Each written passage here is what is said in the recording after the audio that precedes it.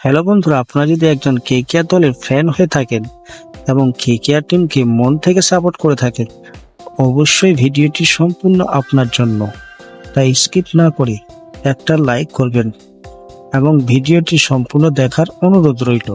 হ্যাঁ বন্ধুরা, আইপিএল 2024-এর ইতিহাসে নিজেদের সর্বকালের সেরা রান তোলার পর বোলারদের ম্যাজিক দুরন্ত অলরাউন্ড পারফরম্যান্স করে ম্যাচ জিতল কেকেআর। বিশাখাপত্তনমে দিল্লি ক্যাপিটালসকে হারিয়ে টানা 3 ম্যাচ জিতে নিল বেগুনি জার্সিধারীরা। 106 রানের বিরাট ব্যবধানে জিতে পয়েন্ট টেবিলের শীর্ষে কলকাতার নাইট রাইডার্স। জ্বলে গেল ঋষভ পান্তের লড়াকু হাফ সেঞ্চুরি। হ্যাঁ বন্ধুরা, উড়ে গেল দিল্লি।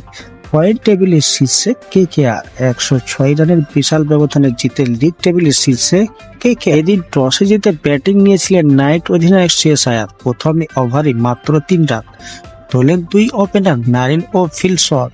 তারপর থেকে বিশাখাপত্তনমে কেবল কেকেআর ব্যাটারদের তাণ্ডব। তাদের দাপটে পাওয়ার প্লেতে 80 রানের গন্ডি পেরিয়ে যায় কেকেআর। 85 রান করে আউট হন সুনীল নারায়ণ। আইপিএল এটাই তার সর্বোচ্চ রান। নারায়ণ ফিরতে কেকেআর ব্যাটিং এর হাল ধরেন তরুণ অঙ্গ কেস।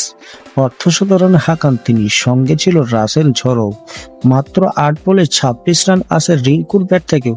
সব মিলিয়ে 272 রানের পাহাড়ে গিয়ে থামে কেকেআর এর ইনিংস।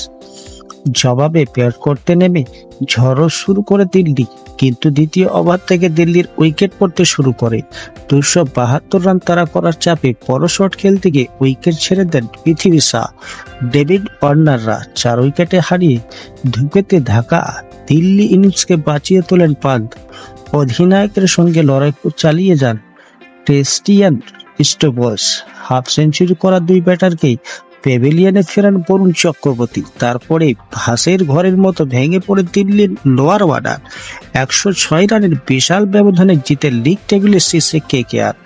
মাঠে বসে দলের দাপট দেখলেন শাহরুখ খান। হ্যাঁ বন্ধুরা, দিল্লিকে উড়িয়ে অর্থাৎ দিল্লিকে হারিয়ে পয়েন্ট টেবিলের শীর্ষে কেকেআর দল। হ্যাঁ বন্ধুরা, ক্রিকেট নিউজ এই পর্যন্ত। নেক্সট নিউজ পাওয়ার জন্য, আইপিএল সম্পর্কিত আপডেট পাওয়ার জন্য চ্যানেলটিকে সাবস্ক্রাইব করে রাখবেন। ধন্যবাদ।